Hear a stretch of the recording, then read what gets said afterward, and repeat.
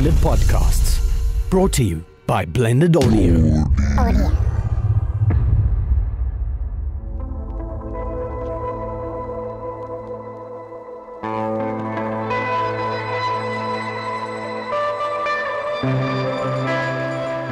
Hello, ladies and gentlemen, and welcome to Sound Vibes Podcast. I am your host, NATE. This guy is also your host, Mr. Patty McD. How are you doing, Patrick? I knew that was coming. I knew it. Thanks, Nate. Thank you for that wonderful introduction. Are you well this week, my good sir? No, I'm great, man. I'm great. Are you good? No, All right. yeah. I'm not. I need more coffee. Can we get some more coffee? No? No? No. Says You no. gotta earn your coffee. Earn my coffee? Earn your What coffee. is this nonsense about earning thing? Yes. This is a high see demand. what generation you're from. I am a millennial, and I want my coffee and my beard trim. Are you actually a millennial? I don't know. Am I? I think you're born between 1980 and something else, which actually makes me a millennial. What? I was born 1980. You're 19. Wow, you're like 12 years my senior. Yeah. Wow. Oh, so earn your That's freaking insane. coffee. No. I'm a millennial. Good for you. I want coffee. No, look. I have to apologize. Last week, I was tired. I was run down, and I couldn't put words together, man. Couldn't do it. Absolutely couldn't do it. And you're a lyricist. And I'm a lyricist. That show was supposed to be about lyrics and songwriting and vocals, and we touched a bit on it. But I think I'm gonna start this one off a little bit just before we jump into today's topic. Something I noticed: vocals. When I listen to classical music with operatic female vocals, I've noticed that what we were referring to about lyrics not being audible or not being articulate enough. Yeah. I find that in opera, not very articulate either. I was like, but wait a minute. I thought we were the only ones suffering, but apparently not. Yeah. No, it's pandemic. It's apparently so. Yeah. Anyway, Pat, what are we talking about today? Okay, today we are on our final episode in the sequence of songwriting basics, which I hope we've motivated some thoughts. Yeah. We haven't really provided much in the way of solutions, but that's not our objective here. It's about opening our thoughts to ideas and possibilities, So that you can find the solutions and tell us about it. Yeah. So our final chat on this topic is today the actual creative process. So what do you do? Do you run around the block like 10 times before you get into a studio and start screaming at yourself? Yeah, so we're talking about dead silence to song. Dead silence to song. Yeah, what happens between dead silence and song. Okay, so there are many processes to get to that point. So different songwriting styles start different processes, and I would like to jump into one that I'm familiar with, but I believe that it shouldn't be the first one we tackle. Yeah, well, first of all, why are we talking about this? It might be that some listeners out there are aspirant songwriters, but they're finding that but they're just not getting things done. They are not getting from silence to finished song at the rate that they might like. So I think let's explore the songwriting work we've done before. How have we achieved the creation of music? Live jams. Live jams. I just want to do live jams. That's all I ever wanted. I just want to get into a room with 4 of my best boys and just jam, and if we find something magical, hey, you do that again, keep that. Yes. Purge the rest. Purge the rest. The rest was cock. I want that, and I've done that many times. But it's not the process that works for us. And I know we were actually chatting with Danny from Ogard before we recorded. I think it was a week ago. We were actually chatting to him about how Ogard do their songwriting process. And I recall that it was a dynamic where they'd all be in a jam room, but now recently one of the guitarists has buggered off to Pretoria, I believe. So now their songwriting process changes. It's no longer let's all get into a jam room and just hoy. You know, it's now. But I mean, let's look at context. Like, I mean, we're talking about a band which has an extremely organic live feel. Yes. And I mean, yes, definitely. we're talking about a band that doesn't even have a vocalist. Doesn't need one. Exactly. It doesn't need exactly. one. Yeah. So you know, with any band really, it's like, I mean, we all tend to have this how do we call it? Like a sort of like an ideology, chemistry. Chemistry happens when you're writing music. There needs to be chemistry. You know, that is what we all grew up believing, and I mean, it's true. So the best way to achieve chemistry is obviously in a live jam. Yeah. You know, and more of it, repetition. Yeah. Yeah. And we have to ask ourselves why is that? If we are not able to be in a live jam scenario, like right now, maybe you as a listener, like, you know, you're an aspirant songwriter, but you're not in a band currently, or you don't have guys to like jam with. How are you going to get that chemistry going? So, I mean, why there's chemistry is, I think, because, you know, our senses as human animals, like, you know, we see, we hear, we touch, we smell, you know, yes. there's all these senses, and in a live jam environment, I think more of these senses are being actively engaged right now, in the moment. Yes. So when you hit a chord, or you like try a little lick or a little, you know, melody or something which you haven't tried earlier in the jam, you can see immediately when like other musicians in the room suddenly glance your way, and you can see if they're revolted or if they're excited. You can see if someone's smiling at you. Yeah. And be like, oh, that's so cool. So it's like, I'm going to do that again. I'm going to develop that. Yeah. So a live jam environment can be a very productive space to write good quality jams. You know, and I think also just the sort of feedback loop. I'm not talking about audio problem. I'm talking about a human condition. Having feedback from people right now, and you capture that momentum, that spirit of the moment is like, yes! I was just thinking now, that's actually a brilliant name for this podcast. We should rebrand. We should just be called The Feedback Loop. All right, noted. So yeah, if you are a lonesome warrior at this stage, look, getting into a live jam is obviously like first prize. We would think, but look, not everyone functions that way, and we've learned that not everyone needs to function that way, and you know, something we've also picked up, I'm a little bit not so savvy with this, but I've noticed a lot of people have been using tools like Guitar Pro. Yeah, or just, you know, some cases where Guitar Pro is useful as internet bands, which has been a huge influx of internet bands. People from all across the globe taking advantage of this technology that we have now to be able to communicate and to create something from opposite continents, which is amazing. It's great. However, the process in Guitar Pro can be a little less chemistry driven and more mechanical, whereas the musicians that are collaborating, they already have this vast array or library of musical ideas that they just want to spit out and shoot at someone and be like, hey, what do you think of this? And I think a different kind of chemistry is created then, because the chemistry is not necessarily a physical human chemistry. It's more of like a musical chemistry where ideas are bouncing off each other as opposed to human emotions, which is not an entirely bad thing. I mean, great music does come from that, but I mean, at the end of the day, you would then have to insert something to add some sort of human emotion to it. And oftentimes, you know, the music itself can provide that emotion. It can inspire that emotion out of people, whether it's the listener or the writer, it doesn't really matter. Yeah. But oftentimes with Guitar Pro, it can be a bit difficult, especially with, I know with older versions, it was just MIDI.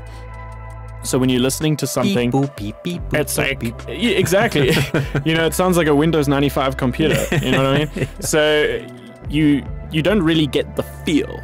Yeah. But then there's another way of doing it.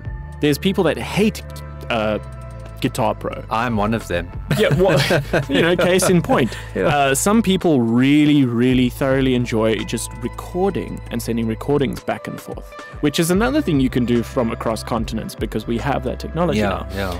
Well, let's talk about the context of the technology. Why would anyone want to write that way? And I think, like I hate Guitar Pro because it's a learning curve, and I'm old. Well, older. It's like, I mean, I only got my first computer when I was 23.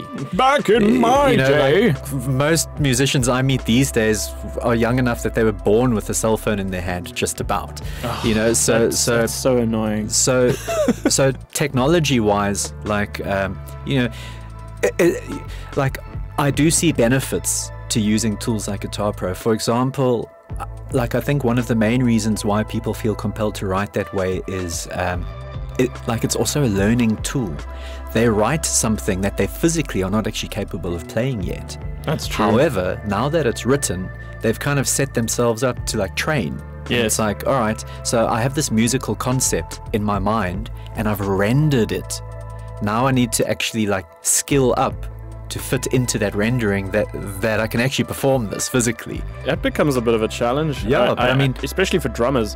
Yeah, but I think a lot of people have actually seriously leveled up their instrumental ability by writing using a tool like Guitar Pro. So this is a benefit of mechanical writing. Hell yeah.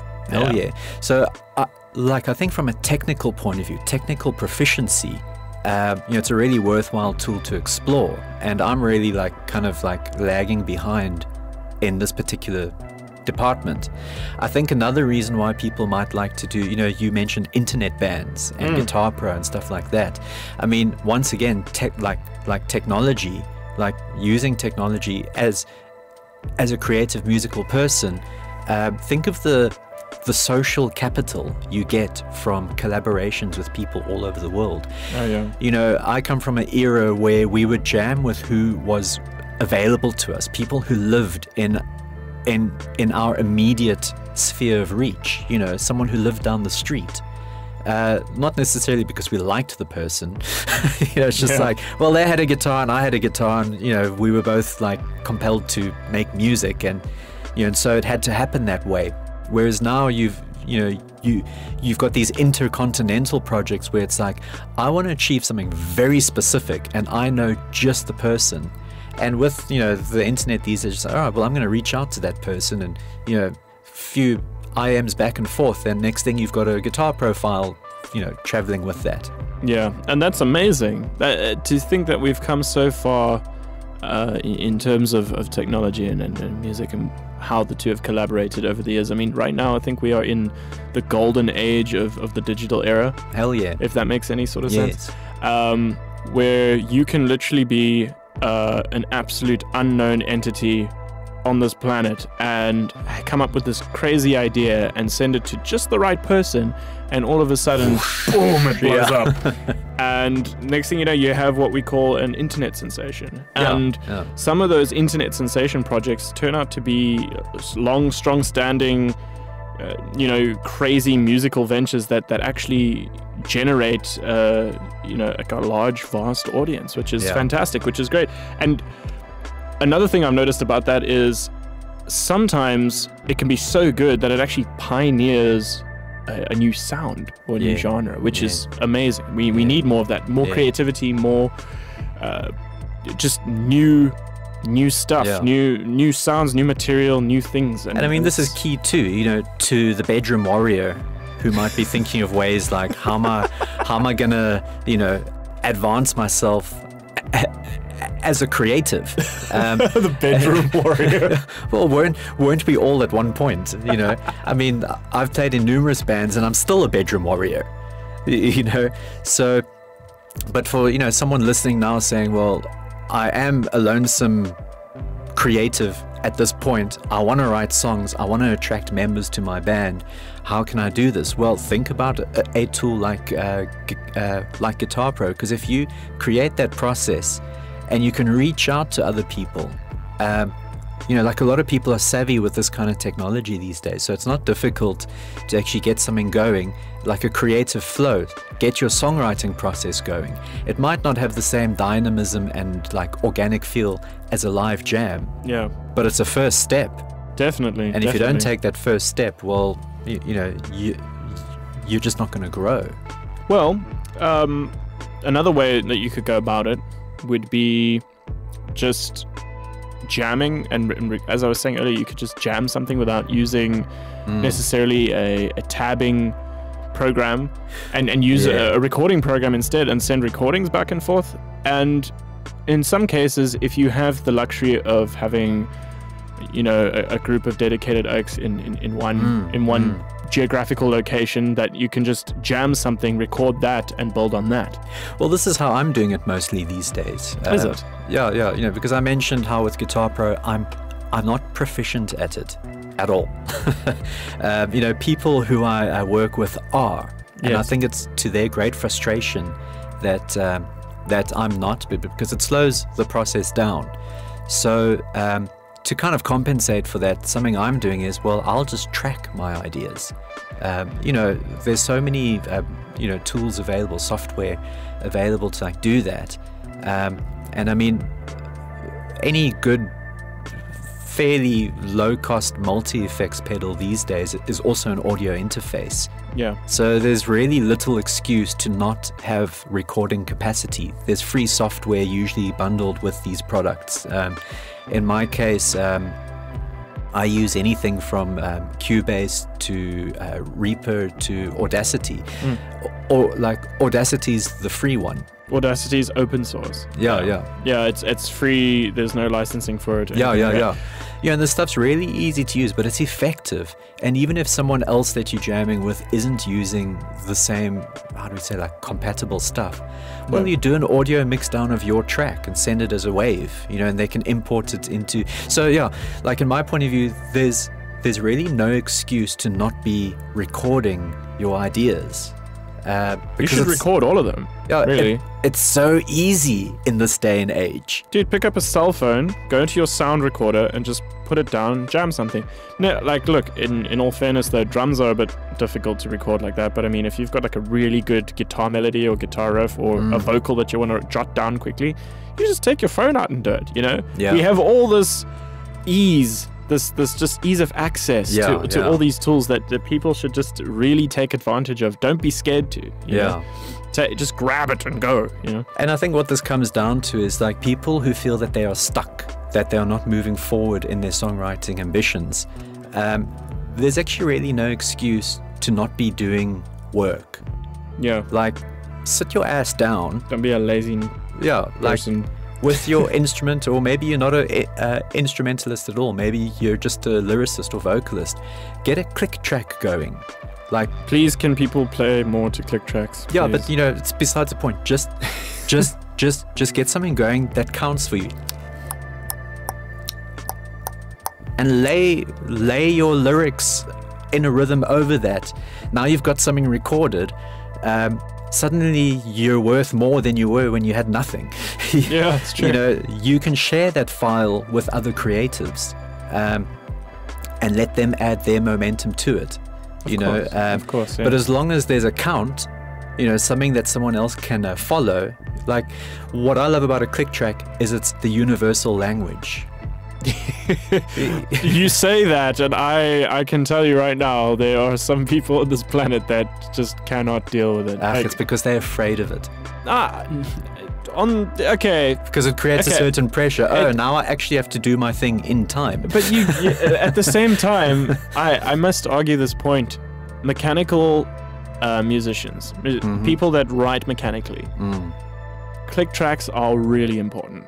Yeah. But when you are recording in a jam room, in some cases when it's just a jam, it's not the product you're looking for yet. It's just the product creation process. Yeah. I mean, we are just talking about jump starting your creative process. Yeah. So like, if you have the ideological point of view that no, we don't want to jam to a click track, it's too, you know, synthetic or mechanical, it's like, fine. But if you find yourself in a position where you want to jumpstart your creative process, like a click track is your most fundamental tool. I'm going to be devil's advocate here. I'll say if some people that are really good at improvising and improvisation don't necessarily always have that click in their head, but once they've written it down, if they've improved something that they really, really like and it hooks them. But I mean, look, I'm really going to come up in defense of the click track here. Like, do it. Like, you need to. For all those who don't use it. Have any of you ever heard of a metronome? Yeah, please. Yeah, so like, how many centuries have they been using metronomes for? I couldn't even tell you. I could Google it right now. Let's do that. Let's have a look. But I mean, do you think like flippin' like Bach sat at his flippin' writing desk without a metronome? You know, it's like, I mean, this is a fundamental part, like timing. Metronome was origin from early 19th century Greek metron, which means measure, and nomos, which means law. All right. Anyways, point being, it's law. Point being, if you can count, and if you can follow a click track, then like recording as your writing process is extremely powerful.